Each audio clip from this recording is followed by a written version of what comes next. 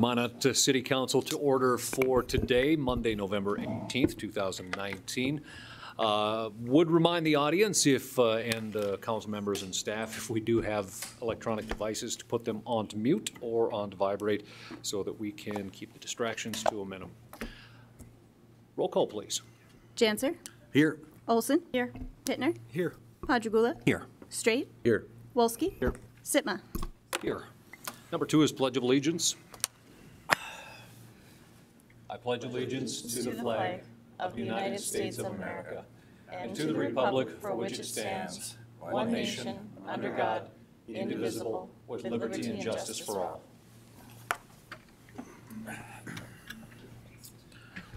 Number 3 on our agenda this afternoon is the consent items. I have been asked to pull 3.2.1 and also 3.7 and 3.8. Yes, Mr. City Manager. Thank you, Mr. Mayor. I'd also request that we pull 3.10 or 3.10. That just wasn't ready. We thought we had FAA approval for that item, and we found out late that we don't. So we'd like to pull that and put it on a future agenda if possible. Okay. We will pull 3.10 off of the list. So once again, already been asked to pull 3.2.1, which if you're looking, that's ordinance number 5425, and then 3.7 and 3.8. What are the wishes of the council? Mr. Mayor, I'd move consent on the remaining item. Second. Motion to approve by Alderman Janser, second by Alderman Pittner. Discussion on the motion. Any discussion on the motion? Please call the roll. Janser. Yes. Olson. Yes. Pittner. Yes. Padragula. Yes. Straight. Yes. Wolski. Yes. Sitma. Yes.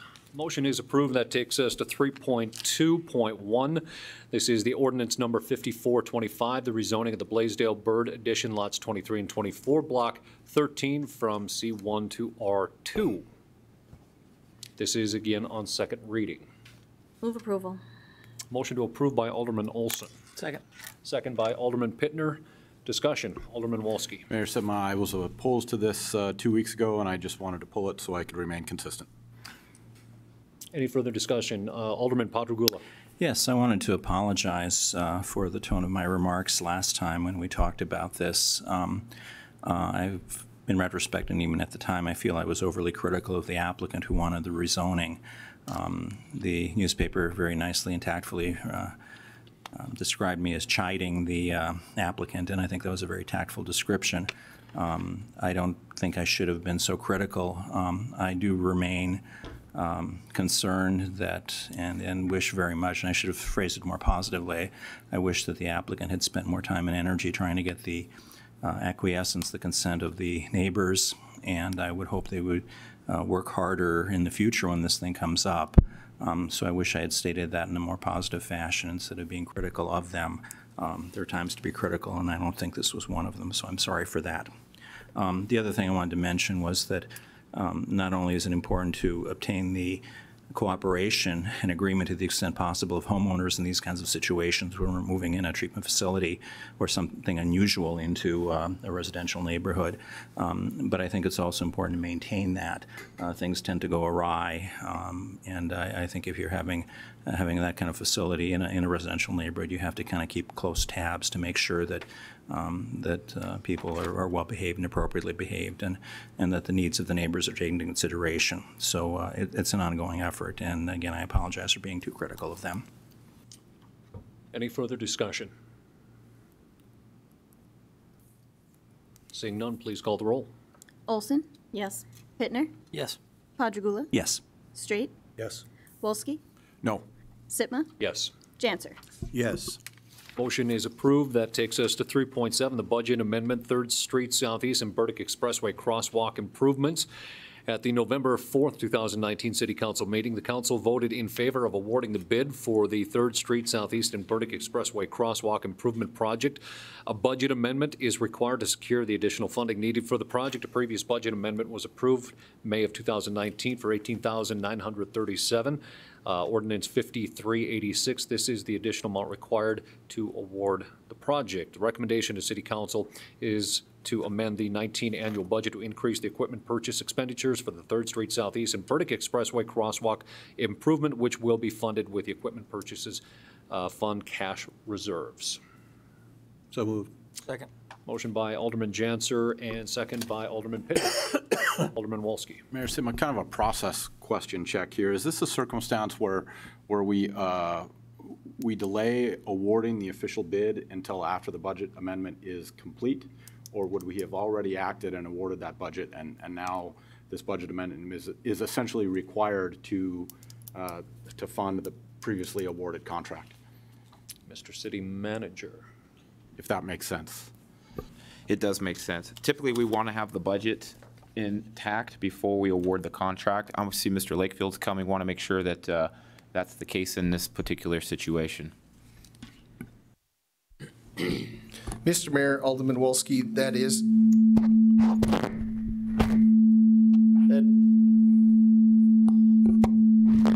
Microphone up front is a little bit hot. If perhaps we could lower that down a little bit. I'll try not to yell. There we go. Perfect. That is correct. Generally, that is the correct process. Last meeting, the recommendation brought to council was to not award the bid. So that's why the budget amendment wasn't with the item. So this is a little bit out of sequence, because typically if we anticipated that, we would bring the budget item with that. We did have some discussion last meeting on where we potentially would take those funds. And in this case, it came from the equipment purchase cash reserves. That is where the original funding for the local share came from as well. And that is basically made up of money that was budgeted to purchase equipment. And in some of those cases, the items came in less than was anticipated, which resulted in some cash savings in there. Continue. Follow up, Mr. Mayor. Mr. Lakefield, my question here is really, have we awarded the bid? So in the event that I opposed this item, I don't get and for some reason it failed. Now we have an awarded bid, but we don't have enough money to accomplish it given a budget amendment. So I'm just trying to kind of check where I might sit on a vote here. Mr. Mayor, Alderman Wolski, I believe after it was approved, that the DOT has been advised that the motion was approved at the last meeting. Further questions or further discussion? Yeah. Alderman Wolski. Mr. Mayor, given the circumstances that this bid has been awarded, I will be supporting this budget amendment. But I do think there are alternatives to this type of spending. You know, given the nature of a project that's coming forward in a few years, we could put some orange cones out there for a couple of years and potentially save ourselves some money. And down at the Main Street Festival or Summit a few weeks ago, that was ideas like that were talked about in terms of iterating traffic patterns through temporary structures as opposed to get a sense of how things work. And so I wanted to keep that idea front and central in terms of how we go forward on these types of projects in the future. Further discussion? Alderman Straight. Mr. Mayor, I guess one thought that I've had throughout the whole process is as we've redone streets and curbs and gutters, I'm incredibly mindful of folks that have disabilities and how we also protect them in these circumstances. And this particular area, I know, is it's been a hot discussion for a long time, and that's why I'm supportive of the additional cost. If it wouldn't have been for just that consideration, I probably could have hesitated and waited, as Alderman Wolski had stated. But I think at times we have to get it done, to Alderman Janser's point from 2 weeks ago. So thank you, sir. Further discussion? Please call the roll. Janser, Yes. Olson, Yes. Pittner, Yes. Padragula, Yes. Straight, Yes. Wolski, Yes. Sitma. Yes. Motion is approved. 3.8 is the standard specifications and details for construction number 4004. Standard specifications and details for construction provide contractors, developers, engineers, and the public in general with the information regarding the requirements for infrastructure construction within the City of Minot. The City of Minot current standard specifications and details for construction were last updated in 2013. The recommendation is the City Council approved and adopt the 2019 standard specifications and details for construction. So moved. Motion by Alderman Olson for approval. Second? second by Alderman Janser. Discussion. Alderman Wolski. Mayor Sitma, this came up 6 months ago in some comments, but I think since that time, here in North Dakota, we may have seen a change in thinking. And I think Bismarck is the example city right now, and I believe they have reduced their standard street section down to 30 to 32 feet, somewhere in there. I am not sure of the details, but I would like that information in terms of what Bismarck has done, and this is in the recent past, I think the last 2 or 3 months. So I would like to have that information prior to finalizing these standard specifications, specifically on our residential street sections, and some of Bismarck's rationale behind whatever their decision was in the event that it is what I believe it to be. So given that, I would like to refer this back to staff for a little more information, and I'd like to see it again in 2 weeks. So I'd make that motion. We have a motion to refer back to staff. Is there a second? Second. Second by Alderman Straight. Discussion on the motion. Alderman Wolski. This is an issue that I think it has been standard business for a really long time, but hidden inside this standard road section is a first mover on a lot of other things. The size of a lot, the size of a development, the amount of taxable property that ends up ultimately on the rolls in a development, it all starts from this first street width decision. And so this would certainly not be a fast solution to property tax issues, to affordable housing issues, but given time to work its way through a few decades of development, I think we would see lower housing costs, lower property tax costs, because we're ultimately maintaining smaller streets, things like that. So that's my rationale here, but I want to see what Bismarck has done before we decide. Thank you. I see our city engineer here, Lance Meyer, has come forward. Good evening. Mr. Mayor, Alderman Wolski, just a point of clarification. We can get you that information, no problem. Are you looking for some policy guidance or just the information, or help me understand where you're going? Sure. I'd like to understand what ultimately Bismarck decided on this particular issue. I think the decision was back in August, but again, I was trying to find the news article today and I couldn't. So I would like to find what they actually did, and if they didn't do anything, then I want to know that too. And ultimately, whatever rationale we can find from their discussion on the issue. Certainly.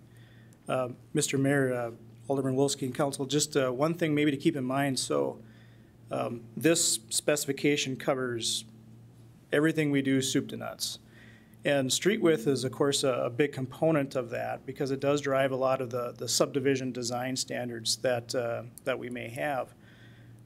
One thing to keep in mind, it sounds simple, something is, what is our street width, but that one decision does compound into many other things that council needs to consider, things such as, how wide do we want boulevards, because that impacts the amount of runoff that we calculate in stormwater management, snow storage, rooms, or, the required width for sidewalks and shared use paths. So this is more of a how we build our streets versus a policy decision maybe on width of streets or right-of-way width. So maybe just keep that in mind. We'll get that information for you, but this is more of a how we build it, not necessarily why we build it this way, if that makes sense to you.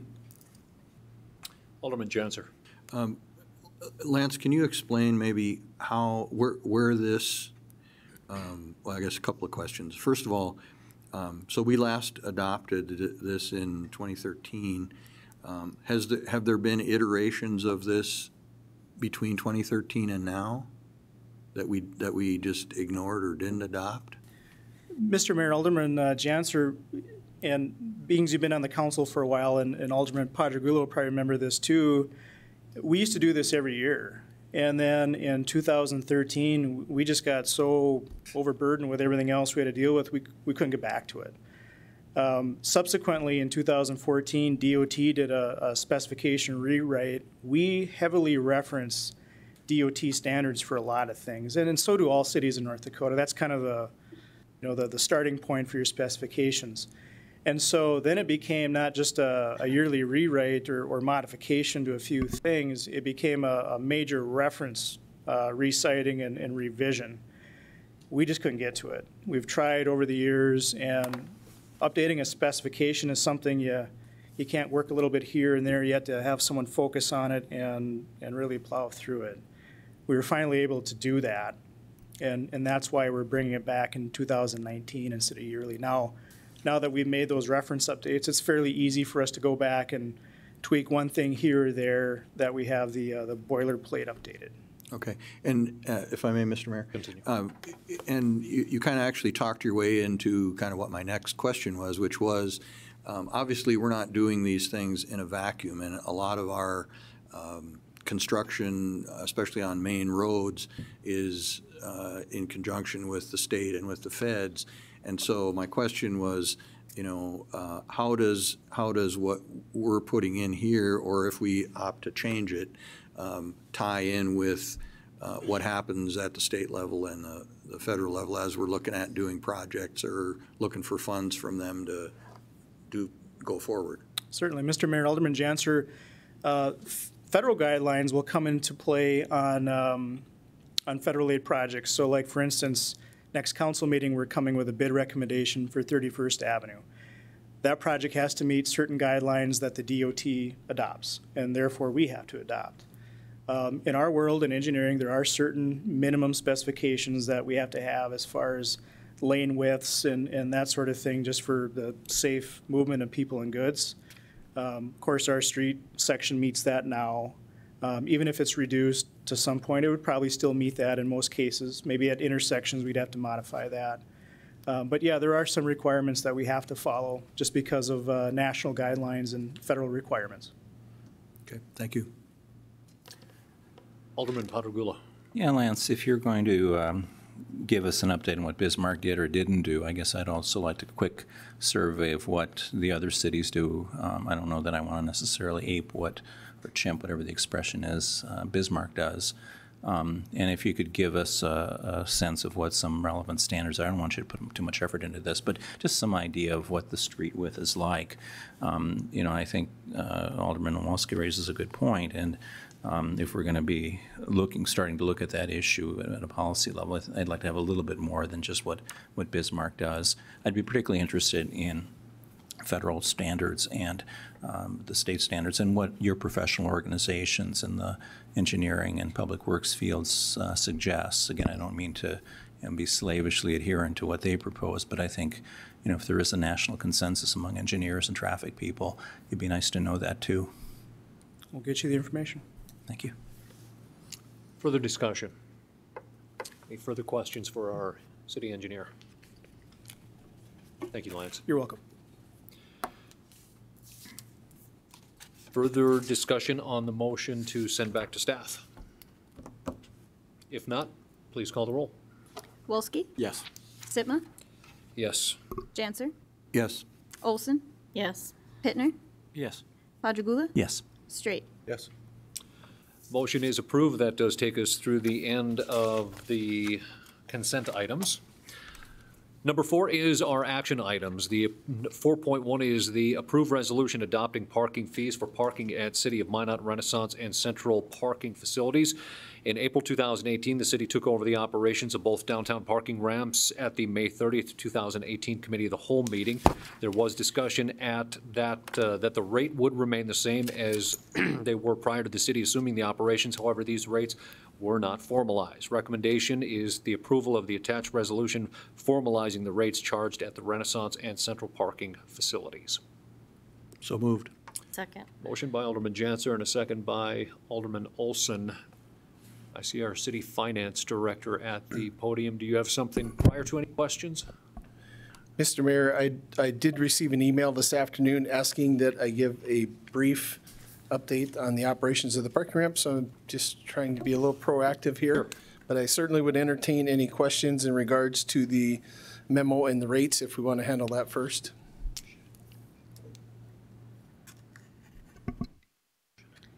Do we have any questions for our city finance director prior to kind of an overview of the rates?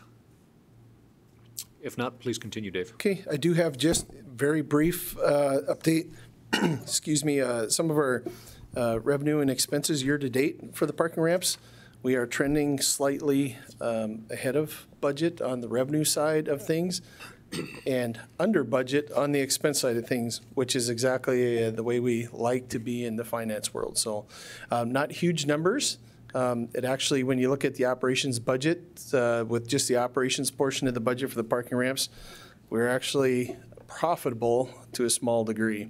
Now, we have a number of capital projects that are ongoing at the parking ramps with the enclosures on the roof and some security improvements that aren't included in that operating budget. So just very briefly, things are trending in the right direction with the parking ramps. I will give credit to the property maintenance crews. I think they've done a great job going down to the parking ramps. I haven't been down there myself for a little while. But we have not had any complaints for quite some time. The ladies downstairs at Utility Billing are handling the requests for parking passes and handling all of those duties, and things seem to be going smoothly. So very positive things there. The facility maintenance folks go down and check on those parking ramps every day. We've had some issues with some of the equipment. They seem to be comfortable with diagnosing some of the problems. We've ordered some of the spare parts for the boards and things like that that they may need to get those up and running quickly. So if we do have a problem, they're generally able to turn those around and get them going again relatively quickly. Currently, we have for the passes, we have outstanding in the Renaissance parking ramp, we have 47 passes that are active. And the central garage, we have 74 passes that are active today. Now, in the last couple of weeks, we've had a number of inquiries about buying more passes, and it's from people looking at buying apartment buildings downtown or potentially entering into long-term lease agreements with people leasing property that they wanted to be able to include that into the lease agreement as part of the agreement. So we've had some discussions on, what the cost might look like going forward. And, we haven't solidified any of those deals yet, but there has been a lot of interest in just the last few weeks with the parking ramps. Mr. Lakefield, just for referencing, as I fielded a few of the questions myself about, I guess, special rates, as we were looking into the actual rates themselves, and this was coming from a couple of parents from the central campus, and they had made some suggestions on rates which just so happened to be about identical to the rates that we currently have on that monthly charge, or quarterly even if they were looking at that. So the recommendation that I would make to a lot of those parents, if they're inquiring about the cost of the parking versus a parking ticket, those rates are actually very good on the quarterly or on the monthly, very in line with even what the parents had suggested, even though our rates were already there. So thank you again for that presentation. Any questions for our finance director?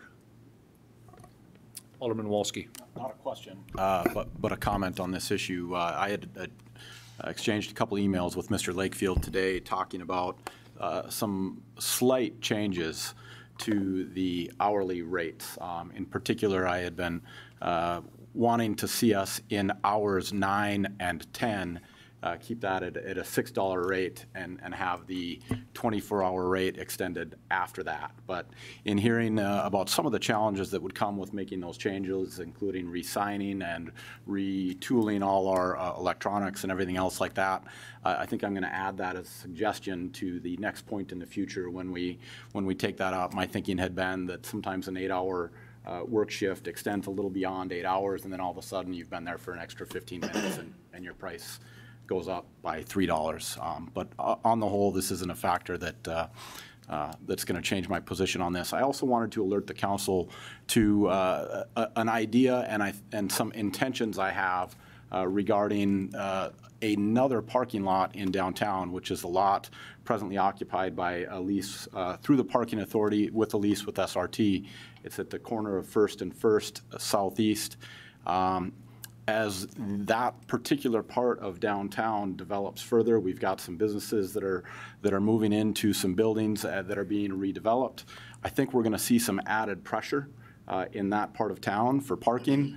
And so I think it might be appropriate to chat with SRT and the Parking Authority to discover if there are some solutions that might make that lot available to the public on a more regular basis, but also solve SRT's needs in some circumstances. So I think that's an idea that we might hear from in the future, and I'm gonna expedite that independently through some conversations with folks on the Parking Authority to see how it's received. Mr. City Manager. Thank you, Mr. Mayor. To your point, Alderman Walsky, some of those conversations have started. Actually, SRT has reached out to the city to look for covered parking in the ramps, and so there is some ongoing conversation about that. And so hopefully we'll have more information on that in the future. Great. You bet. Alderman Straight. Thank you, Mr. Mayor. Can we just get a brief recap? It's, if I remember correctly or jog my memory, we are currently receiving, the Parking Authority is receiving what, $23,000 a year in that lease agreement, $28,000. City Manager, do you have that number off the top of your head?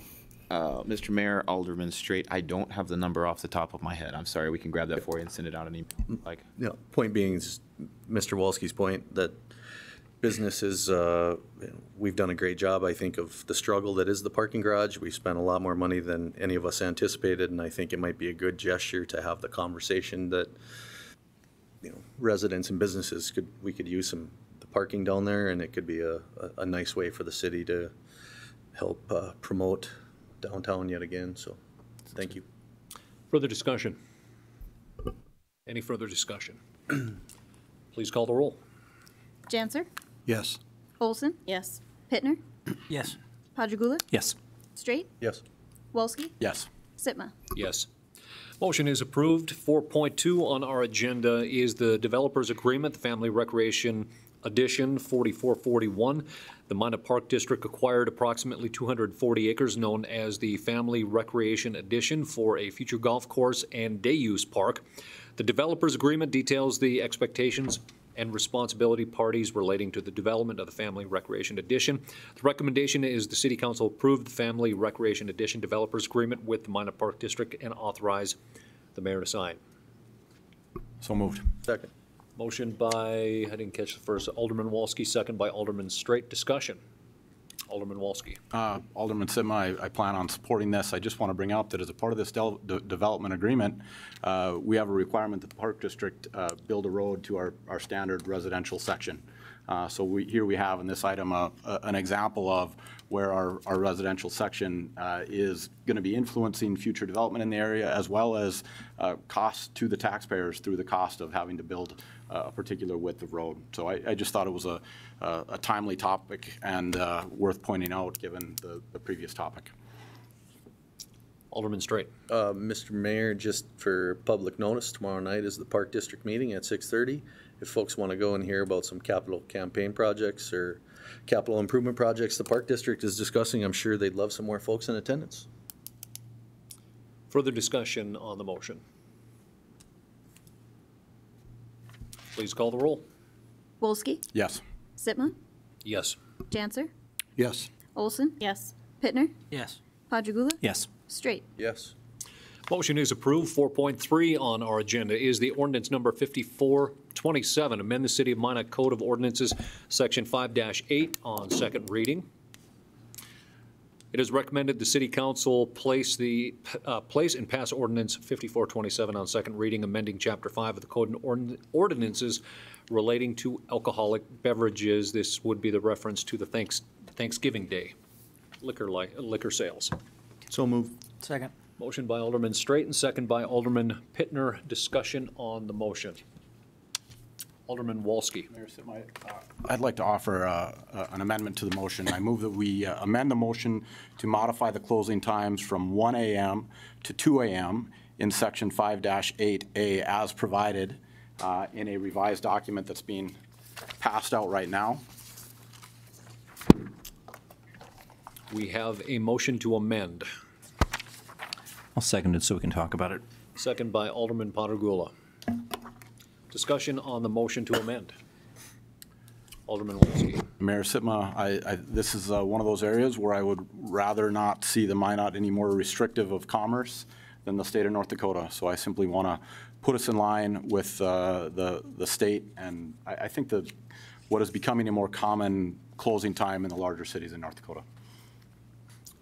Any further discussion on the motion to amend? Alderman Padragula. The last time I remember this coming up, there was a lot of concern on the part of public safety people and aldermen and citizens about moving back the time at all. And I wanted to hear from our police chief in terms of his thoughts about that kind of a change.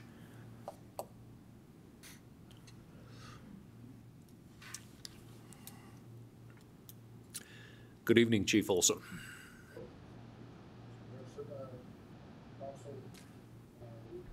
Chief, could you see if the green light's on? There we go, thank you. So I did do a little research on our calls for service and what hours of the day those calls have, and I'll ask Derek to bring up that. So this slide just shows the far left bar would be from midnight until 1 o'clock. And then, of course, each hour is represented by a bar on there. So you can see that our calls for service throughout a year drop significantly from between 1 and 2, and again from as they go down from 1 to 2 and 2 to 3. My concern on this would be that we're going to have additional calls if we have a later bar closing, and that's going to result in, right now we recently changed our shifts so that our afternoon shift gets off at 2 o'clock in the morning, and that gave us additional coverage earlier in the afternoon. They come in at 4 instead of 5 now.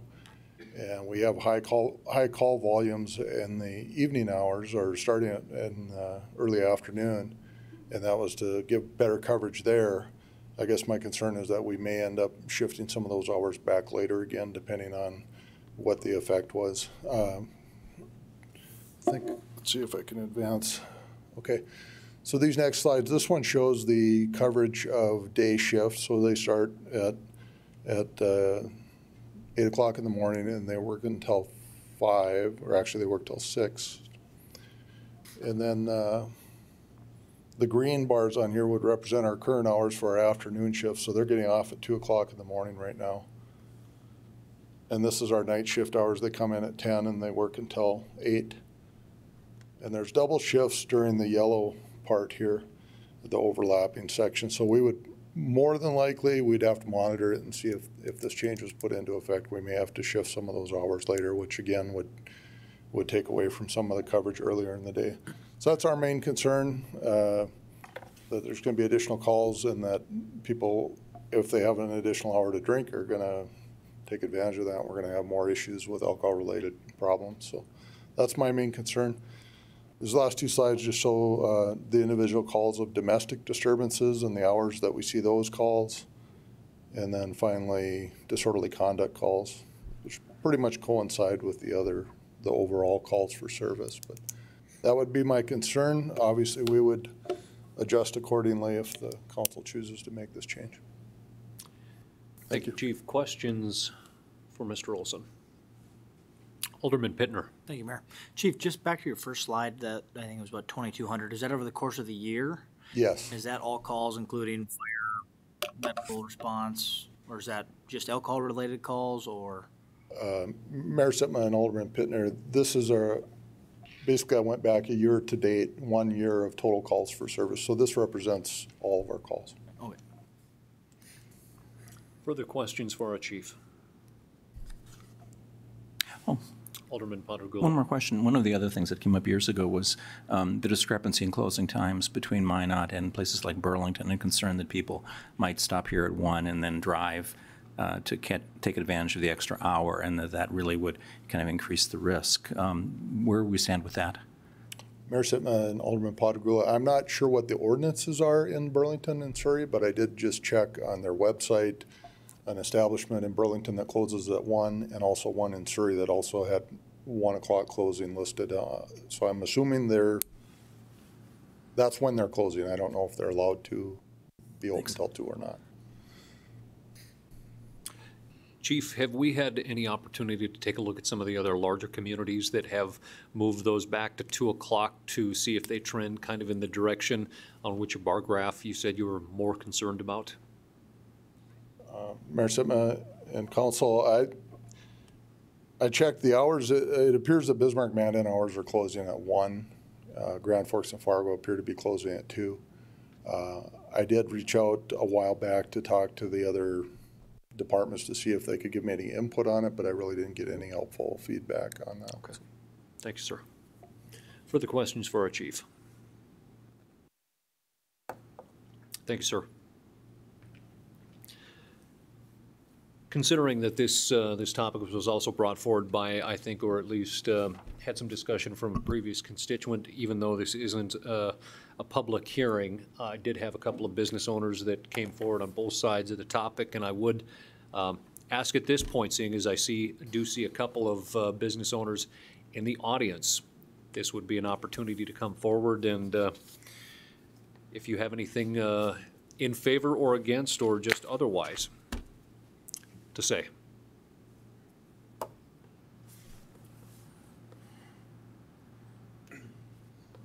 Good evening. I am John Lackadick with the Taproom and Saul's. So I will take any questions first and then give some comments.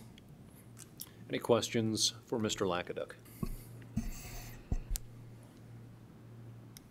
I think perhaps if you could, from the business owner's perspective, seeing as I chaired the previous alcohol ordinance overview from 2016 and 2017, from the business perspective, the last time that this failed, it failed actually at a higher request from the business owners to remain at 1 o'clock.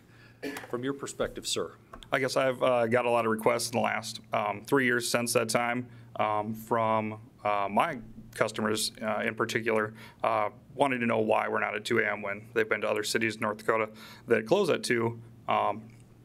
And it all comes down to the conversations always that it was a ordinance discussion that other business owners got together and decided they didn't want to be open until 2. And that was the pressure there. So they basically decided in almost a sort of anti-competitive nature to restrict any other businesses from being open until 2 a.m. We tend to get a lot of, I guess we'll call them customers and friends that come in that live non-traditional life. So maybe it's easy to say as a council, hey, you know, if you can't get it done by 1 a.m., do you need to be out till 2? But when we have nurses and servicemen and women and other service industry professionals like bartenders or service from restaurants that maybe get off at 11 p.m. or midnight, when they get their closing duties done, they don't even have time to maybe unwind and relax, decompress a little bit before they go home. So I applaud the chief of police on his graphs. Those are great. But it looked from my view that the calls during the 17 to 1800 hour and the 18 to 1900 hour of the day had a higher call volume than the 1 to 2 a.m. call. So I'm in a unique situation because in 2000, I served the city from 2007 to 2011 as a dispatcher and a police officer. So I feel that, I feel where the chief is coming from, and those calls, I will agree with him that the calls between midnight and 3 o'clock are wildly different than the ones between 5 and 7. So with that in mind, it's kind of a unique situation, but I think we need to talk about the people that have the non-traditional lives where they're not getting off until, you know, midnight or 11 o'clock at night. So, and just to add, I mean, we all know we can drink just as much or more at our own houses without the supervision of a bartender to maybe make sure you're making the right life choices when you're out in public. Thanks, sir. Mr. Alderman Wolski. Just to be clear, John, I appreciate your comments, but would you support seeing a 2 a.m. closing time or keeping it as is at 1 a.m.? No, I would support the freedom of the business owner to decide if they want to be open until 2 a.m. If they don't want to be open until 2 a.m., they sure don't have to be. I close my establishments on Monday, Tuesday, and Wednesday at 11 o'clock unless we have people in there. Just simple supply and demand under free market ideals. So, further questions? Thank you, sir. Thank you. Last opportunity for anyone to come forward here, seeing as that this was a very highly debated issue not too long ago.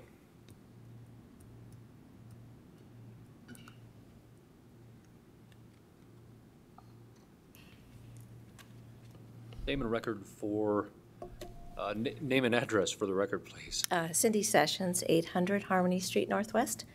I would just ask the council to get a little bit more specific information from the chief. I think the slides were outstanding, but I think maybe a little bit more in depth as far as the number of domestic violence calls, all of this alcohol-related, you know, the negative aspect of the alcohol, the number of car crashes, the number of, you know, times that the police have to respond to fights or what have you. I would ask the council to look into this further before jumping into something that's just a revenue, you know, something that would benefit the businesses. I would ask you to get a little bit more specific information. You know, you see me before, I've been up here on this, you know, you just approved again this addiction recovery center, and I think we can't be trying to treat people and help them, and then on the other hand, allowing this consumption of alcohol. You know, I think a little hypocritical. Thank you.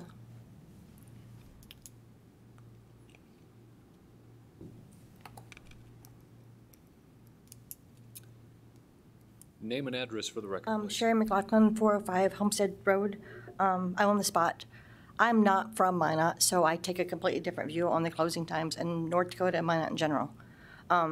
I would like the option to be open. I probably won't be open a lot of times, but when I have tournaments from people from out of town, that's a big detractor for me to have a pool tournament when other places in the state can be open till 2.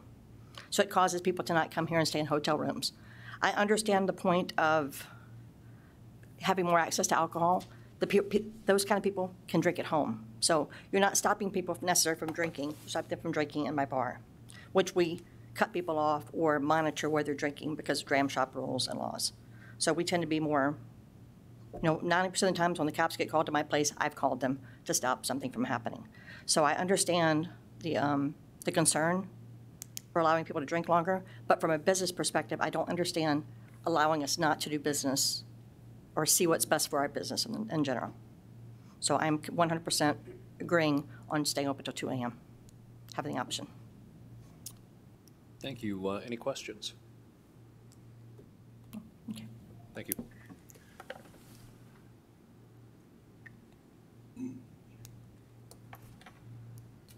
Name and address, please. Jason Hoos, 215 18th Avenue Southeast.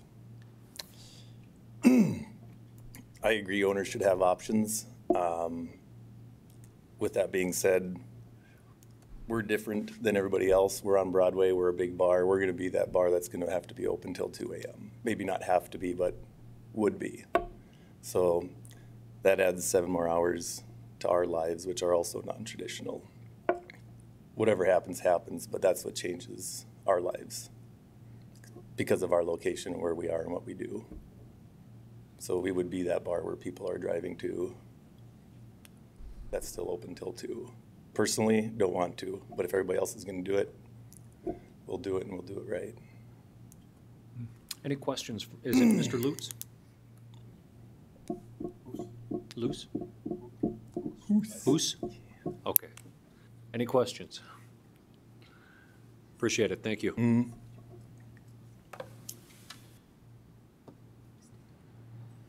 Any further comments before I look back to the dais? If not, I would look to the alderman for any further discussion on the motion to amend to the 2 a.m. closing. And perhaps I want to look to our city attorney for just complete verification on the first and second reading of this nature, that this, if it were to pass, would be in compliance with the ordinances to be able to amend this to a 2 a.m. and still fall in line with, I guess, the rules that we have to follow. Mr. Mayor, members of council, yes, the council can amend an ordinance anytime before it's approved on second reading. Okay.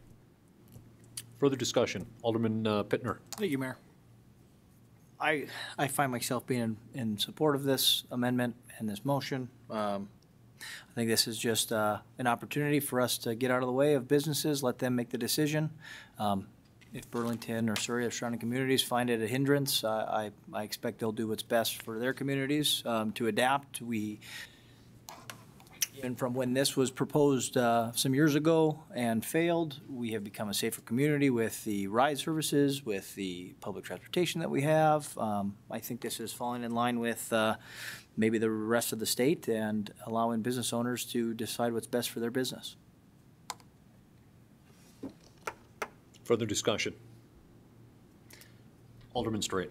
Thank you, Mr. Mayor. I guess I'm sympathetic to Ms. Sessions' comments. However, as I've sat on your committee for addiction, sir, I've grown up, we've had family issues. I think that it's a different approach, and it's time to be responsive. And that's what I appreciate about the business owners that just say, hey, you know what, we're not going to be open. But I think it levels the playing field, and it allows them to make that decision. And I think it also allows us to have some greater conversation about some of the issues that we faced. I'm not going to lie that selfishly, my income is based by and large by the ye old sausage shop that sits right in front of the Flickertail Beer Garden at the fair. And I think that we've changed our ordinances to be more mindful of open, receptive business. I think it's high time that even at the state fair, the fences could come down a little bit and we can have greater conversations about addiction-related issues. We have a governor who's promoting this. I think it's high time that we have more conversations, and to the points that have been made, ride services, public transit, nobody is saying that you have to do this. And I think if we actually can acknowledge and have the conversation, maybe we can actually move the needle and change some of the situations. I'm mindful of the chief and our service personnel that have to deal with this, but I think it's also just part of a larger conversation that's long overdue that we need to have. And so I'm supportive of the change tonight, sir. For the folks that may be watching at home or perhaps in the audience, and this is only just for a clarification, and you're absolutely aware of this, but so the folks know that State Fairgrounds is not within city limits and would not pertain. That's a good point. Thank you. Further discussion on the motion to amend. Alderman Montagula. Yeah, I have some mixed feelings on this. I mean, on the positive side, I certainly don't want to inhibit businesses. With substances, I tend to be kind of a libertarian. I am, and I think too, one of the changes since last time is the ride-sharing services, and I think the significant decrease in DUI arrests statewide, and I think in our city. So people are becoming much more responsible, I think. Am I correct with that, Chief, that they've gone down significantly? He doesn't have that information in front of him. Well, I read an article in the paper, so that's my assumption, yes, in the Minot paper. But so I think there's reason, I think, to open things up and have a conversation as my brothers have advocated for. The negative side of it is that like it or not, mood-altering substances, particularly alcohol, often are a spark, maybe not a cause, but a spark to a lot of trouble. And, citizens are put at risk from drunk driving, from fights, from things like that. And I think I almost are particularly concerned about law enforcement personnel. I've ridden with law enforcement people for over 40 years, and I've been involved and called out professionally for crisis situations, often involving domestic violence and drinking and other drugs for 42 years. And I know that when you get involved in a scene, it doesn't get over with quickly. So if you have an incident at 1:15 because the bar is closed and people are coming home, they drive too fast, or they have a impaired driving situation, or they get home at 1:30 and have a fight with their boyfriend or girlfriend, by the time the officers show up, it's getting pretty late, and these things aren't resolved quickly. If there is an arrest, it takes a long time to get someone booked in jail, and we're starting to talk about 2 or 3 in the morning now. And, as a psychologist, I'm concerned about the human factors here. Humans generally don't make really good decisions during night times and when they're stressed and when they're working overtime and when they're dealing with obnoxiously acting people. I just went to a half-day workshop in Fargo a couple weeks ago on sleep disorders and sleep issues, and it was just really a very sobering experience in terms of how humans are affected by day-night cycles.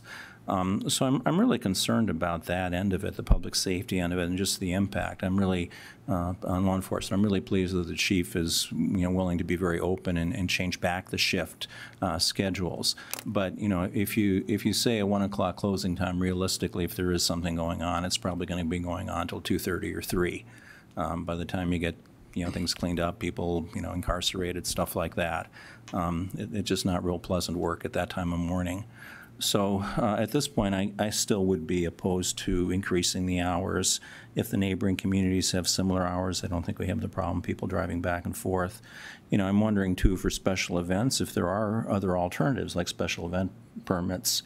Every council meeting, we approved 30 or 40 special sales and kind of situations. I'm wondering if there might be some leeway there to make it easier for those special events. But at this point, I just, can't support this. I'm just, concerned about moving the time of trouble, an hour further into the early morning hours, and that just, from a behavioral standpoint, doesn't seem like a wise thing to do from my perspective. So those are my 2 cents on it. Further discussion on the motion to amend? Last call. Please call the roll. Wolski, Yes. Sitma, Yes. Janser, No. Olson, No. Pittner, Yes. Padragula, No. Straight. Yes. Motion to amend does pass. We're back to the original motion as amended for the Thanksgiving. And I need to take a look. Ordinance 5427 for liquor sales. Any discussion on the motion, amended motion? Yes, Alderman Janser. As one might expect, the same sort of division of thought that exists with regard to the 2 a.m. closing probably exists for the being open on Thanksgiving or, I had contact from constituents who said, I'd like to be able to go to get a drink on Thanksgiving. I had contact from constituents, one of them a liquor license holder who said, why? And it's a bad idea. I don't want to be open. People should be with their families. So, I don't think I'm going to support this, but I can see, that it's the same mixed bag as what we have on this whole set of ordinance, which is that, different people want different things, and it's hard to know what the majority is and, where we should be on it. So I'm not going to support this tonight. Further discussion on the amended motion? Alderman Pittner. Thank you, Mayor. And I appreciate Alderman Janser's perspective on it and the feedback he's gotten, and I've gotten maybe an opposite perspective from it from my friends and family, and may mean no disrespect for this, but maybe people my age. As Minot's becoming a younger community, and we have young professionals in Minot that maybe can't get home for the holidays, whether it be a scheduling conflict or college athletics or whatever it might be, that they're invested in this community and they stay here, they don't get time with their family. So maybe time with their friends is what they get. And instead of hanging out at home, cooking a Thanksgiving dinner that they're probably not going to finish anyway, they go decide to have a drink. And again, it's the same, in the same vein as the 2 a.m., no one's telling anyone they have to be open. But if a business chooses to open up to those individuals that are quote unquote stuck in Minot for the holidays, it gives them that option. So I will be supporting this tonight. Further discussion on the motion? Please call the roll on the motion as amended. Straight, Yes? Wolski, Yes. Sitma, Yes. Janser, Nope. Olson, No. Pittner, Yes. Padragula. No. Motion is approved. That takes us to 4.4, the modification to the employee employment agreement. This is the City of Minot, upon hearing City Manager Berry, entered into an employment contract with Mr. Berry on November 1st of 16. The original contract was set to expire December 11th of 19, but was subsequently extended for 8 months, leaving little time remaining on Mr. Berry's contract. Because of the long lead times involved in filling senior executive positions, I've spoken with Mr. Berry, and he has expressed interest in extending his contract, and doing so now would be the most advantageous. A few minor modifications to the contract have been proposed and are included in the packet. Mr. Mayor, Alderman Olson. I feel that since this was put on our agenda at a later time, I would like to make a motion to table this so that we could have further input. Second. Motion to table by Alderman Olson and second by Alderman Pittner. There is no discussion on tabling it. Please call the roll. Olson? Yes. Pittner? Yes. Padragula? No. Straight? Yes. Wolski? Yes. Sitma? Yes. Janser? Yes. Motion is approved. That takes us, well, that is the end of our action items number 4. That takes us to personal appearances number 5 on our agenda. This is an opportunity for anyone to come forward and speak on any item that is not on our agenda. We just ask again that if you do come forward, that you say your name and address for the record for those of us that are here and who are watching at home.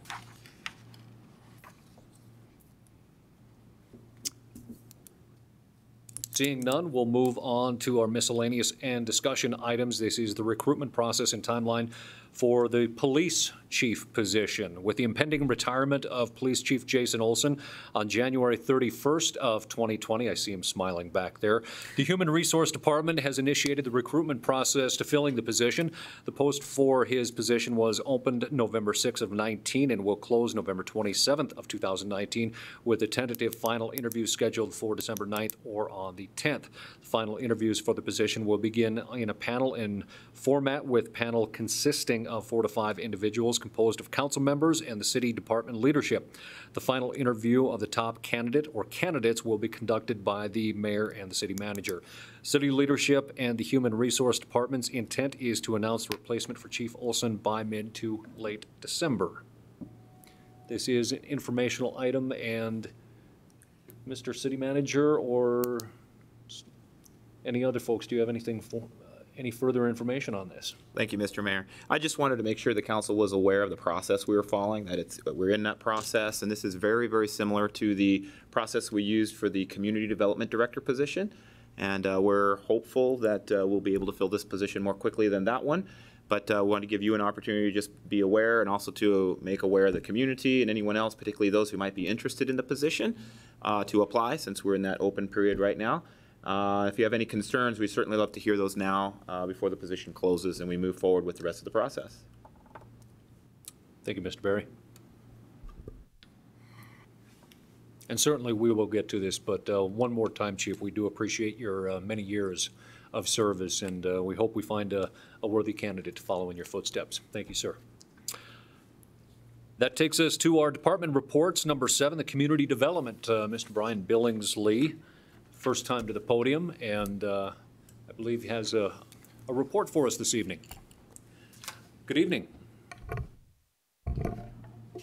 Thank you, Mayor.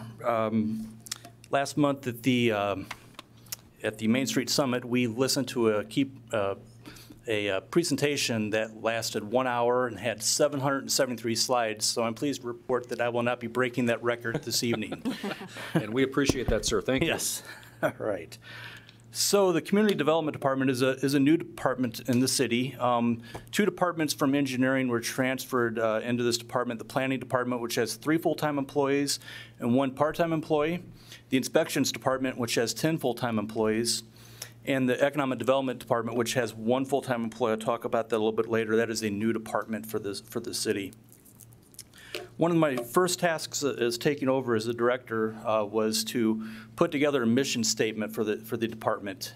And the statement I came up with the help of my staff was that the mission of the Minot Community Development Department is to provide quick, accurate, and reliable customer service, create plans that will inspire private investment, urban renewal, and community expansion, and develop and implement programs that will retain, expand, and recruit commerce and industry. So we have all three divisions of the department. We want excellent customer service from our inspectors out in the field. We want to create plans that will inspire the private investment that we desire to see in our city, renew our older neighborhoods. And we want to create some programs that will help expand and recruit commerce and industry to our city. I want to introduce the planning team. Everyone here is probably familiar with Lance Lang, our principal planner. He's been with us now for 3 years. And he oversees all planning services, the Planning Commission and staff reports that come through our office. He's a very busy man, as you can see by his desk. Margie Zietz is our code enforcement officer. She's been with the planning department for 3 years. However, she has more than 30 years of experience with the city. She previously worked as a police department. She handles all of our zoning and nuisance matters, and she was recently awarded the Chamber of Commerce Eagle Award winner. On the left is Glenda Sorensen, and Glenda is our planning assistant. She handles with all of our administrative activities in the department. She's been with us for about 1.5 years now. And on the right is our newest employee, Peter Baumgartner. He's a planner 1. He's out of Wisconsin, and he's been with us, like I said, for about 2 months. I want to update you on our Planning Commission. We're going to be moving the dates of our Planning Commission meetings to the first Tuesday of the month. In year 2020, that's just for the 2020 calendar year. We may have to move them again in 2021. The reason for that is my staff has very little time to prepare for the City Council docket. When they meet on the last Monday of the month, they pretty much have to have all the materials to the City Clerk's office by Wednesday morning.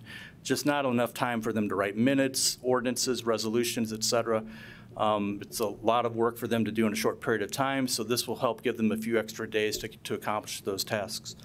The Planning Commission is a 13-member board. We currently have 3 vacancies. One of those vacancies needs to be filled by the county commissioners because it's reserved for a resident of the 2 mile. But if you live within city limits and you're interested in serving on the Planning Commission, I ask you to please contact me, and I will talk to you about what your duties will be, and hopefully we can get you appointed before our first meeting in January. Planning Commission data. These are the number of cases that the Planning Commission have handled so far this year, the calendar year 2019, through the month of November. It's maybe a little misleading. You're thinking we haven't seen this many cases, but sometimes there may be multiple cases involved with one case. For example, there could be an annexation, a subdivision, and a variance all within one case that you see before you. So.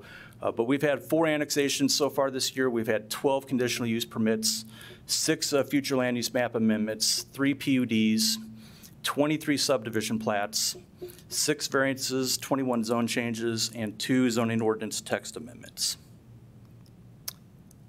So far, in 2019, the Planning Department has accomplished the mission and vision statements. I went through the mission statement a little while ago. We have also overhauled our DRT process for our customers. With DRTs, that's where a customer who may want to, let's say, open a business or subdivide land, they'll contact our department and say, hey, we'd like to meet with your staff and go over our proposal with you. We've added meeting minutes, so that way after the meeting, the customer gets a copy of our minutes. That way there's no miscommunication of what took place during that meeting. We also audio record those meetings too to make sure that if they ever come back and say that's not what you said, we actually have the proof on audio, so that helps out quite a bit. We've also reformatted our staff reports. We've participated on the One Brand Consultant Selection Committee. We've examined code enforcement timelines, and we've also helped establish the problem properties unit with several other departments here in the city. And the problem properties unit is a group of city employees, and also the health department is involved too, where they will review the most properties with the most common problems that you'll find with junk and weeds and debris, multiple zoning violations possibly, and they'll work together as a team to try to clear up those problems. We're working on updating our zoning ordinance right now. I'll talk about that a little bit later. We're also preparing for the 2020 census. I'll talk about that later too. And right now, we're currently updating all of our application forms. The Zoning Ordinance Steering Committee, they meet every other Wednesday. We have a meeting this Wednesday morning, 8 a.m. in this room here in City Hall. The committee is made up of Raleigh Ackerman, Rustin Rodelick, Gloria Larsgaard, Tyler Neither, Tim Bauman, Pat Grainer, and Alderman Wolski. He's our liaison. We have hired the firm of SRT out of Bismarck. They're working with us on the updates to the zoning ordinance. From the staff perspective, myself and Principal Planner Lance Lang and Planning Assistant Glenda Sorensen attend these meetings. I also would like to acknowledge and thank Stephanie Stahlheim from our City Attorney's Office. She attends these meetings on a regular basis. She's been very helpful, along with Emily Hudels, who from the Engineering Department. She's been attending our meetings lately too, and she's been very helpful as well. Planning projects. So far, for the zoning ordinance update, we have completed the non-conforming uses section, the building design standards section, administrative procedures, planning unit developments and zoning districts, and the land use table. We'll get that wrapped up this Wednesday. We still have to work on parking, landscaping, signs, and definitions. Hoping to wrap this up in March of 2020, send it to the Planning Commission in April, and City Council in May for approval. The 2020 Census Complete Count Committee, these are the members that are on the committee. I'd like to acknowledge John McMartin, who's in the audience, who's representing the Chamber of Commerce, and Scott Burlingame, who's also in the audience too. They both serve in this committee. They've been meeting monthly. However, in 2020, we'll probably be meeting 2 or 3 times a month, all the way through until the end of the census. For everyone at home, the census begins on March 12th this year. This is the first year ever that the Census Bureau will allow people to participate in the census online or by phone. So therefore, you don't have to fill out that form. You can fill it out online or call a phone number and participate that way. That will take place through the end of April of 2020. And then starting in May, if you haven't done that, you're going to get somebody knocking on your door to participate. In 2010, Minot had a 70% participation rate after the first go around. So we're hoping to increase those numbers into the 80s for this census. We're also going to work really hard to go to several popular destinations within the city, and we're going to have tablets available where the people can participate in the census online. Hopefully we can increase numbers that way. If we can hit the 50,000 population threshold, it'd be very critical for the city because we would be eligible for up to at least 2 federal programs that can provide a good sum of federal funding to the city on an annual basis. The first one on the left is the Entitlement Community Program under HUD, and it's community development block grant funding that would be at least $350,000 would be available to our city. I worked for a city in Idaho back in 2014, and we hit the 50,000 population threshold. Then we received $425,000 our first year. And you can use that money for bringing in low to moderate income housing, eliminating blight, facade improvement programs, infrastructure projects. It's also one of the few pots of federal funding that you can use as a local match for other federal grants as well. So it's very important that we try to hit the 50,000 population threshold to bring in this extra funding. On the right-hand side, we also can bring in some funding for what's called a Metropolitan Planning Organization. I know the cities of Bismarck, Fargo, and Grand Forks are over 50,000. They have MPOs. Minot is currently under the 50,000 threshold, but if we can hit 50,000, we can bring in more money that could be used for developing a long-range transportation plan and a 5-year transportation improvement program. This chart here shows how revenues come into the Community Development Department right now. And on the left-hand side, you'll notice we bring in building permit fees and land use fees, but the big one is property taxes. Probably 60% of our department is covered by property taxes. If we can hit the 50,000 population threshold, the 2 on the right will kick in. That's the CDBG and the MPO designation. I believe you can use about 20 to 25% of the CDBG funding towards administrative costs, which can help cover my staff time and maybe even other staff members' staff time. And the MPO designation will cover much more than that. So if we can hit the 50,000 population threshold, we can reduce our dependency on using property taxes from my department. We can lower the use of property taxes and return them in other departments, and maybe even return them to the people themselves. I want to go on to inspections. Mitch Flanagan, everyone here is familiar with Mitch. He's our building official. He's certified. He's been with us for 9 years now, and he hails from Florida. Luke Tillema is our senior building inspector, and he's also our mechanical inspector. He's been with us for 5 years, and he's resided in Minot for over 25 years. On the inspections team, on the left is Dee Falkenberg, and Dee has been with us for 11 years.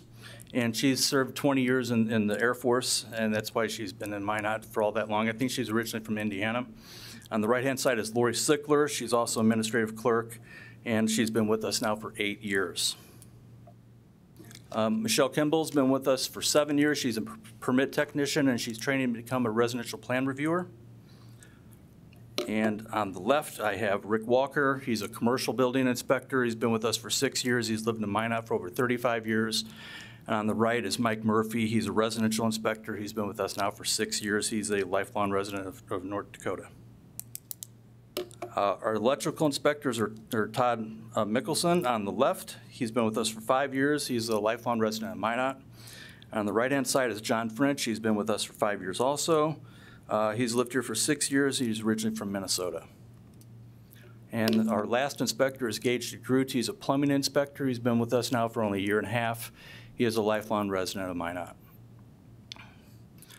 Here's some data that from the inspections department on permits and inspections that have been conducted last year and this year through October. Last year at this time, we had issued 65 building permits for single-family dwellings. This year we've issued 60, so the number is about the same. Residential remodels, the numbers are slightly down. New commercial permits, the numbers are way down, but that's kind of misleading because the Trinity project was issued in 2018, so that's why that number is very high. Commercial remodels are up in 2019. Inspections completed have gone down. That's just for the month of October only. They conduct about 700 inspections a month, roughly. Those numbers are down a little bit along with fees. Inspections department this year, they have benchmarked their building permit fees, and with the thanks of the council, we've increased fees in most cases that were not adjusted in over 20 years. And that will help bring in an extra $130,000 a year into our budget. Now keep in mind, we're losing about $40,000 a year because we can no longer double fee the residents in the 2-mile area. So it's a net gain of about $90,000 a year is what we'll see. We've adopted a dress code. We've done hotel inspections and compliance. If you remember the Fairview Motel situation, we were out in front with that, working on with compliance on that hotel plus other hotels. We've reviewed building permit software proposals, and we've been working quite a bit with our engineering department to transfer a lot of the inspection activities over to community development. I want to thank the city engineer, Lance Meyer, for his cooperation throughout this whole process. He's been great to work with. Future inspections projects, obviously the building permit software, as I mentioned earlier, that's going to be a main project in the year 2020. Getting that up and running. Right now, there really is no software that we use for that, and this will help with our efficiencies and with our customer service, and it will help reduce mistakes and help our customers probably get their permits even faster than they get them today. And then you'll see at your next city council meeting, all the 2020 code updates, including IEBC. Alderman Wolski will be on the agenda for the December city council meeting. There's like 7 or 8 different codes altogether that'll be on that agenda. And that will take place, if adopted, January 1 of next year. All right, here's the economic development team. We don't really have one yet. That's more the invisible man. We don't know where he resides right now, but I can give you an update though on today I learned from our recruiter that we have hired to recruit this position. We currently have 5 applicants, and he's asked for follow-up information from 4 of those 5 applicants. So we should be hearing more information by the end of the week, how things are going there. So I'm encouraged to hear that we have 5 applicants so far. Economic development projects, these are some of the projects they'll be working on. We want somebody who has experience with tax increment financing and in business improvement districts, redevelopment authorities, and several federal grant programs. This person also will be helping out with some of the downtown technical team projects, like developing incentives for business modernization and facade improvements, and develop a recruitment plan for business and service gaps. Our comprehensive plan, my goal is to start working on a new comprehensive plan in the year 2021. It'll be adopted in the year 2022. But in the meantime, I've found some challenges with our current plan, especially with our maps. I'd like to show to you right now. The red line you see here is our current 2-mile boundary around the city of Minot. Everything in blue is in city limits. The orange line you see outside of the red line is where a 2-mile could be today. We haven't updated our 2-mile boundary in over 7 years. So I will be working with Ward County officials and others about this and see if we can get this line expanded out a little bit further to reflect the conditions that are in place today. The future land use map, which is probably the most critical map in our comprehensive plan, you'll see that, again, the red line is our current 2-mile boundary. And unfortunately, for some reason I'm not aware of, there are several hundred properties around our city that we do not have a comprehensive plan designation with. And if you recall the zoning case a couple of months ago regarding the person who wanted to put a mobile home on his property in a subdivision southeast of the city, this is where we first learned that, oh, we don't have a recommendation from our comp plan on this property. We took a closer look at it. We found a lot of properties around our city without this designation. So my staff and I will be assigning land uses to this map in the near future, and we'll be bringing this back to you probably during a public hearing, and we'll basically do a quick and easy comprehensive plan amendment, and probably should be completed in the spring, no later than the summer. And this will help us get through at least until 2022 when the new comprehensive plan is adopted. We also have a similar situation with our zoning map. There are just a handful of properties that are not listed that are in our 2-mile that we need to place on our zoning map. Not as bad as the comp plan map. But again, the red line on the map on the left is our current 2-mile. And then if we extend our 2-mile, it would be actually in this map, it'd be the yellow line. Those properties are obviously we would have to address if we extend our 2-mile to bring in the zoning on those properties. However, if you look on the map on the right-hand side,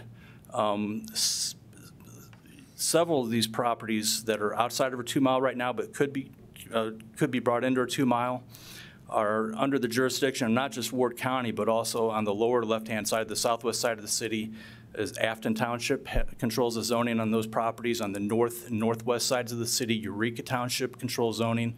So if we're going to extend our 2-mile and bring in zoning, we're going to also have to work with some township governments, not just Ward County, on possibly transferring zoning over to the city level if we do choose to go in that direction. Other future projects we're going to work on is we're going to plan and design the gathering space downtown whenever we're able to acquire property for it. That is on our list. We will work with the Gathering Space Committee on the design aspects of that project. We also are going to work on implementing the Riverfront Citron Plan. It's a plan that's been sitting on our shelves for a couple of years, and I'd like to get that started. And lastly, I'd like to give a quick department assessment. I think within 3 years, I think it's safe to say that we'll have a new comprehensive plan and a future land use map. We'll have the zoning ordinance, obviously, will be updated by then. Building codes will also be updated. We'll have land use and building permit review process will be streamlined. Our land use and building permit software will be operational and help staff work more efficiently and improve customer service. Economic development programs will be expanded and available to the general public, and we'll reduce our department's dependency on property taxes. I'm going to promise we're going to try to reduce that number. I don't think we're going to be able to eliminate it, but I want to reduce it as much as possible. That $50,000 or 50,000 population threshold is critical.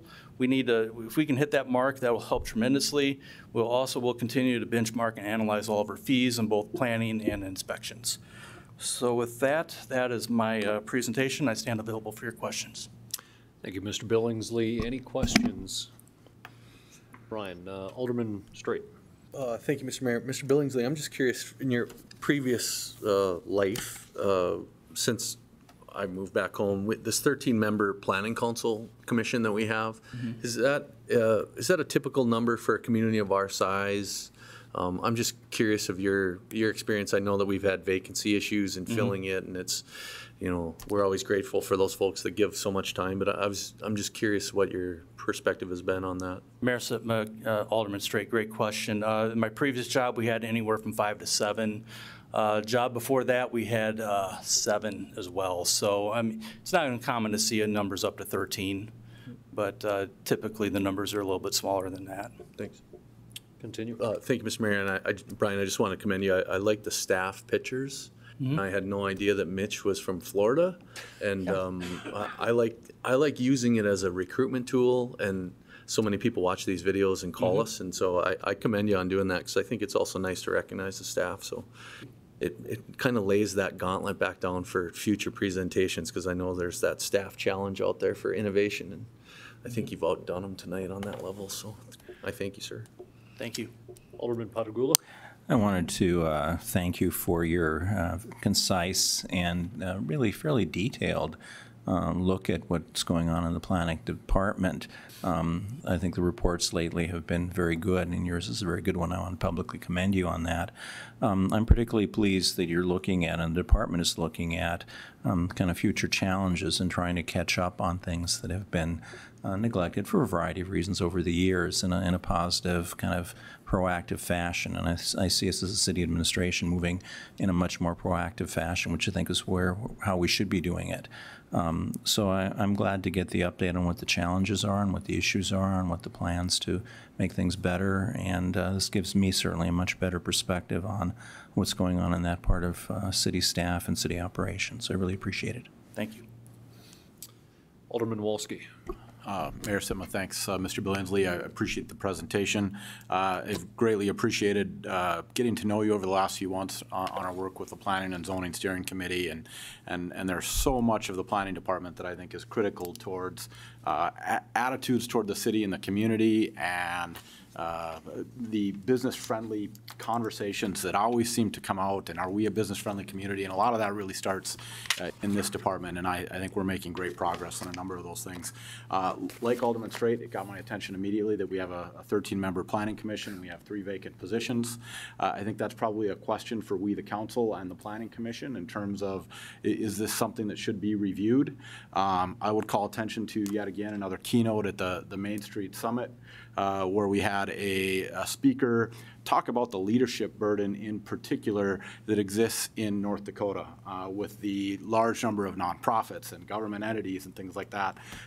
We live in a place where absolutely everybody has a role of leadership in some form, whether it's with a soccer club or a government entity. And in most cases, we have many, many roles. And so this might be an area where we can ease the burden a little bit if we were to consider a smaller number on the Planning Commission. So I don't know how we go about that. Mr. Berry, Mr. Billingsley, I would leave that to you, but I think that's a discussion worthy of having. Further questions for Mr. Billingsley? Alderman Straight. Thank you, Mr. Mayor. I just wanted to come back around. Mr. Billingsley, I think you missed it, but I'm encouraged about the Census Committee. I know Alderman Olson is doing some considerable leg lifting on that as well. I think many of us look forward to how we can possibly help. So I appreciate that. And one thing I just wanted to point out, because I know Chief Olson in the back is going to be gone and we're going to miss him, but we've had some issues over the years with personal property rights, drug-related houses, issues like that. And the reason I bring it up is you address kind of the code enforcement team. And before Chief leaves, I would love to hear how we can better address some of those concerns. It's a huge issue that many folks in my neighborhood has had the issue. it's a delicate issue, but I think that we need to look at the enforcement, Chief Olson's recommendations of how we can better be prepared for future issues. It's going to happen again, but I think we have to have a stronger policy or some recommendations that we just haven't thought about. And I think your fresh perspective as an outsider would be greatly appreciated, as long as Chief Olson's had lots of ideas as well. So thank you. Further questions? Alderman Bittner. Thank you, Mayor. Brian, appreciate the presentation. Excited about all the work you guys are doing. Just one question on the 2-mile reconfiguration. Are there pros and cons to reconfiguring? Obviously, it hasn't been looked at in, I think you said 7 years. Obviously, we were double charging people for or increasing the fee for some of the services we provided in those areas to cover some of the additional labor costs and whatnot. Is there are there pros and cons? Is that obviously maybe just a discussion that has to happen? The obvious pro is obviously increasing permits, because we bring in more homes and properties that would fall within our jurisdiction. The con obviously would be probably more costly to serve, because our staff will be driving out further away from from our base in order to serve those properties. So there are pros and cons to expanding the 2-mile, and those are the basic, Okay. Only one slight correction there on the ET fees. That was the actual fee for service versus the subsidized rate in town. Yeah. Thank you. Okay. Any further questions? Thank you, sir. Thank you. Very nice presentation. Thank you.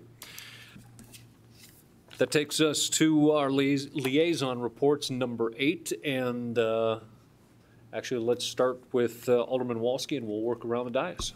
Sure. Mr. Mayor, Planning and Zoning Steering Committee, we just heard all about that, so I'm not going to revisit it. One of the other ones that's been pretty significant is the Renaissance Zone Board. We have been working through our own policy changes there. The development plan has been in the works for on and off for about the last year, but there's some re-energizing towards that, so I think we'll be seeing a draft of that particular plan here at Council before too long. Ward County Planning Commission meets Thursday evening. We had a pretty light agenda last month, but I think we've got plenty of action on Thursday night. And Commission on Aging just finalized our budget for the 2020 year, and their important work continues. Alderman Janser. Mine have not met, so short report. Okay. Alderman Bittner. Thank you, Mayor. The recruitment and retention task force that I sit on with some of the other city staff and city leadership, we've been meeting pretty regularly, about once a week, hopefully to wrap that up in the next couple of weeks, 2 to 3 weeks, or I guess 2 to 3 more meetings, and then have a report and maybe some action items presented to the council after the first of the year. So that's it. Fantastic. Alderman Patagula. Also nothing to report. Okay. Alderman Olson. Well, Mr. Mayor, a few different meetings that I have attended. The first is the Buy Local Committee with city staff, myself, members from the chamber. We've been meeting to bring a recommendation to the council. We have one more meeting. We're close to having a recommendation, and we anticipate bringing it to the council in December. Earlier this summer, I sat on the Minot One Brand Selection Committee, and I did get an update from Audney on that, and they are ahead of schedule, and they are ready to probably present to us even in 2019. So we will have something that we're going to be able to look at in the not too distant future. Mr. Billingsley spent a lot of time talking about the Census Committee, so I don't need to spend much time going over many details. However, they did approve a budget at the meeting last week. That budget will be brought to the council in December. If you remember, the council approved $25,000 for us to use towards efforts of the census, and so there is a budget that is in place. Mr. Billingsley, along with the committee, has also applied for some additional grants that can be used to promote the census within the community. Like he mentioned, there's going to be lots of different locations for people to be counted. So they can do it in the comfort of their own home, but there will be a station set up at the library. There'll be stations set up probably at Dakota Square Mall and different events in the community so people can get counted. And I did attend a franchise meeting with Xcel Energy. It's an annual meeting that we have with them. They give us some updates and they help us plan for the upcoming year. Mr. Mayor, a question for Alderman Olson, because you are on the franchise committee, and this is a committee that I've known exists, but I've not known to meet. But when we get to talking about cable television franchises, please give me a call, because I think there are some issues that I would like to discuss with regards to maybe adding some Canadian programming or some Canadian television to our cable lineup as a way to make ourselves more attractive to Canadian visitors. In response to Alderman Wolski, the franchise committee does not meet on a very regular basis because the franchises are typically written, I believe, for about 20 years. They had all been updated within about the last 5 or 6 years. This wasn't a franchise committee meeting that we had with Xcel. It's just something that Xcel does as kind of a service to the city. So I don't anticipate the franchise committee meeting. However, I guess if you thought it was necessary, we could call a meeting. Alderman Straight. Thank you, Mr. Mayor. I'll report next month. Okay. Mr. Mayor. Alderman Wolski. I have one other update. I met last week for the first time with the Website Redevelopment Committee, which is being led by Mr. Hackett. Myself as a council member and mostly other members from the city staff. And it's been 3 or 4 years since the website launched. Little piece of information, there are over 1,100 separate web pages on the website. One of the goals is to reduce that number dramatically because we have a lot of content that people maybe don't see or maybe doesn't get updated as often as it needs to be. So we're going to look to simplify that tool that we have, and that work's going to be ongoing for the next few months. All right. With that, ladies and gentlemen, we have wrapped up number 8, and that takes us to number 9 on our agenda, and that is adjournment. Motion to adjourn. Motion by Alderman Pittner to adjourn. Second. Second by Alderman Olson. All those in favor, say aye. Aye. All those opposed, same sign. We're adjourned.